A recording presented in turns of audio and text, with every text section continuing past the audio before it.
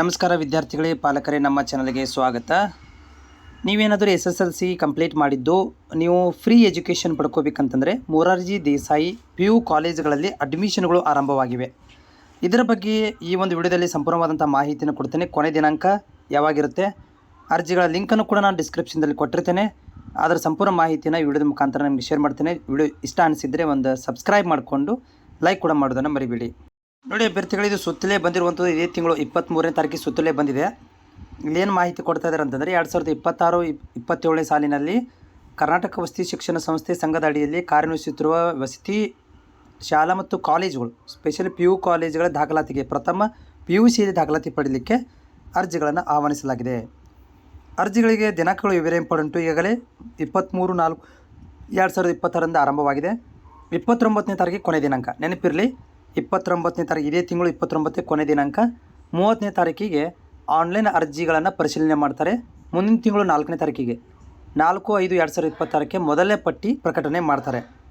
ಆನಂತರ 8/5/2026 ಮೊದಲ ಹಂತದ ಆಯ್ಕೆ ಪಟ್ಟಿ ಪ್ರಕಾರ ವಿದ್ಯಾರ್ಥಿಗಳ ಪ್ರವೇಶ ತೊಗೊತಾರೆ.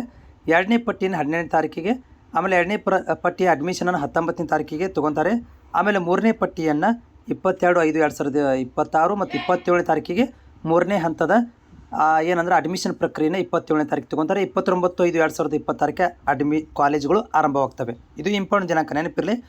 29ನೇ ತಾರೀಕು ಕೊನೆ ದಿನಾಂಕ ಇದೆ. ಆನ್ಲೈನ್ ಅರ್ಜಿಗಳನ್ನು ಸಲ್ಲಿಸಲಿಕ್ಕೆ ಕೊನೆ ದಿನಾಂಕ. ಎಲ್ಲವನ್ನು ಕೂಡ ಆನ್ಲೈನ್ ಮುಖಾಂತರ ಸಲ್ಲಿಸಬೇಕು. ನಾನು ಲಿಂಕನ್ನು ಕೂಡ ಡಿಸ್ಕ್ರಿಪ್ಷನ್ದಲ್ಲಿ ಕೊಟ್ಟಿರ್ತೀನಿ. ಕ್ಲಿಕ್ ಮಾಡಿ ಅಪ್ಲಿಕೇಶನ್ ಹಾಕಬೇಕು. ಇಲ್ಲಿ ನೋಡಿ, ವಸತಿ ಶಾಲೆಗಳ ಒಂದು ಕಂಡೀಷನ್ ಇದೆ. ಏನಪ್ಪ ಅಂತಂದರೆ, ಇಲ್ಲಿ ವಸತಿ ಶಾಲೆಗಳಲ್ಲಿ ಲಭ್ಯವಿರುವ, ಕಾಲೇಜುಗಳಲ್ಲಿ ಲಭ್ಯವಿರುವ 100ರಷ್ಟರಲ್ಲಿ ಸ್ಥಳೀಯ ಅಭ್ಯರ್ಥಿಗಳೇ ಮೊದಲೇ ಆದ್ಯತೆ. 75ರಷ್ಟು ಸ್ಥಳೀಯ ಆದ್ಯತೆ, 25ರಷ್ಟು ಬೇರೆ ಜಿಲ್ಲೆಯ ವಿದ್ಯಾರ್ಥಿಗಳ ಆದ್ಯತೆಯನ್ನು ಕೊಡ್ತಾರೆ. ಆಮೇಲೆ 26-27ನೇ ಸಾಲಿನಲ್ಲಿ ಕ್ರೈಸ್ ವಿದ್ಯಾರ್ಥಿಗಳಿಗೆ ಮೀಸಲಾತಿ, ಅಂದರೆ 50% ಅಲ್ಲೇ ಓದಿರ್ತಾರೆ, ಅಂಥ ವಿದ್ಯಾರ್ಥಿಗಳಿಗೆ ಕೊಡ್ತೀವಿ. ಅಂದರೆ 10th ಮುಗಿಸಿ ಅಲ್ಲೇ ಇರ್ತಾರಲ್ಲ, ಅಂಥವ್ರುಗಳಿಗೆ ಮೊದಲೇ ಆದ್ಯತೆ. ಆನಂತರ 50% ಬೇರೆ ಶಾಲೆಗಳ ವಿದ್ಯಾರ್ಥಿಗಳಿಗೆ ಒಂದು ಕೊಡುತ್ತೀವಿ ಅಂತ ಹೇಳ್ತಾ ಇದ್ದಾರೆ. ಆಮೇಲೆ ಅಪ್ಲಿಕೇಶನ್ಗಳನ್ನು ನೀವು ಇಲ್ಲಿ ನೋಡಿ, ಕ್ರೈಸ್ ಈ ಒಂದು ವೆಬ್ಸೈಟಲ್ಲಿ ಹೋಗಿ ಹಾಕಬೇಕಂತ ಹೇಳಿದರೆ ನಾನು ಲಿಂಕನ್ನು ಡಿಸ್ಕ್ರಿಪ್ಷನಲ್ಲಿ ಕೊಟ್ಟಿರ್ತೇನೆ. ಅಪ್ಲಿಕೇಶನ್ಗಳನ್ನು ಹಾಕಲಿಕ್ಕೆ ನೋಡಿ, ಇದು ನಿಮ್ಮಗಳಿಗೆ ಮೀಸಲಾತಿ, ಜಾತಿ ಆದಾಯ ಪ್ರಮಾಣ ಪತ್ರ ಮತ್ತು ಗ್ರಾಮೀಣ ಮತ್ತು ನಗರ ಪ್ರದೇಶದ ಪ್ರಮಾಣ ಪತ್ರ, ಸ್ಟಡಿ ಸರ್ಟಿಫಿಕೇಟ್ ಇರಬೇಕು, SSLC marks card, SATS number, Aadhaar card ಇರಬೇಕು. ವಿಶೇಷ ವರ್ಗ ಆಗಿದ್ದರೆ, ಫಿಸಿಕಲ್ ಹ್ಯಾಂಡಿಕ್ಯಾಪ್ಟ್ ಆಗಿದ್ದರೆ ಅದರದ್ದು ಸಪ್ರೇಟ್ ಆದಂಥ ಡಾಕ್ಯುಮೆಂಟ್ಗಳನ್ನು ತೊಗೋಬೇಕು. ಇಲ್ಲಿ ನಿಮ್ಗೆ ಆಯ್ಕೆ ಪ್ರಕ್ರಿಯೆಗಳನ್ನು ಇಲ್ಲಿ ನೋಡಿ, ಒಟ್ಟು 31 ವಸತಿ ಶಾಲೆಗಳಿದ್ದಾವೆ. 31 ವಸತಿ ಶಾಲೆಗಳಿದ್ದಾವೆ.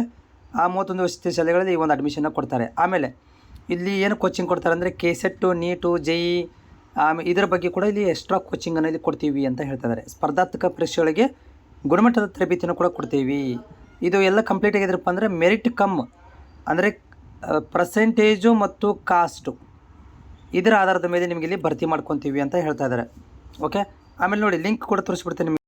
ನೋಡಿ, ಈ ಲಿಂಕಿಗೆ ನೀವು ಹೋಗಬೇಕಾಗತ್ತೆ. ಇಲ್ಲಿ ನೋಡಿ, ಸ್ಯಾಟ್ಸ್ ನಂಬರನ್ನು ಹಾಕಿದ ತಕ್ಷಣ ನಿಮ್ಮದೆಲ್ಲ ಇಲ್ಲಿ ಡೇಟ್ ಆಫ್ ಬರ್ತು, ನಿಮ್ಮ ತರಗತಿ ಹೆಸರು ಎಲ್ಲ ಬಂದುಬಿಡುತ್ತೆ ಸ್ಯಾಟ್ಸ್ ನಂಬರ್ ಹಾಕಿದ ತಕ್ಷಣ. ಸೊ ನನ್ನ ಹತ್ರ ಸ್ಯಾಟ್ ನಂಬರ್ಲ್ಲ ಈಗ ತೋರಿಸ್ಲಿಕ್ಕೆ ಆಗೋದಿಲ್ಲ, ಆದರೆ ನಿಮಗೆ ಲಿಂಕನ್ನು ಕೊಡ್ತೀನಿ ಡಿಸ್ಕ್ರಿಪ್ಷನ್ ಒಳಗಡೆ. ಹೋಗಿ ಇವತ್ತೇ ಅಪ್ಲಿಕೇಶನ್ ಹಾಕಿ, ಯಾಕಂದರೆ 29ನೇ ತಾರೀಕಿಗೆ ಕೊನೆ ದಿನಾಂಕ ಇದೆ. ಇನ್ನು ಇವತ್ತು ತಾರೀಕು 26, ಇನ್ನು 3 ದಿನ ಅಷ್ಟೇ ಇರುವಂಥದ್ದು. ಅಪ್ಲಿಕೇಶನ್ಗಳನ್ನು ಸಲ್ಲಿಸಿ. ಮತ್ತೇನಾದರೂ ಡೌಟ್ಗಳಿದ್ದರೆ ಕಾಮೆಂಟ್ಸ್ ಮುಖಾಂತರ ಶೇರ್ ಮಾಡಿ.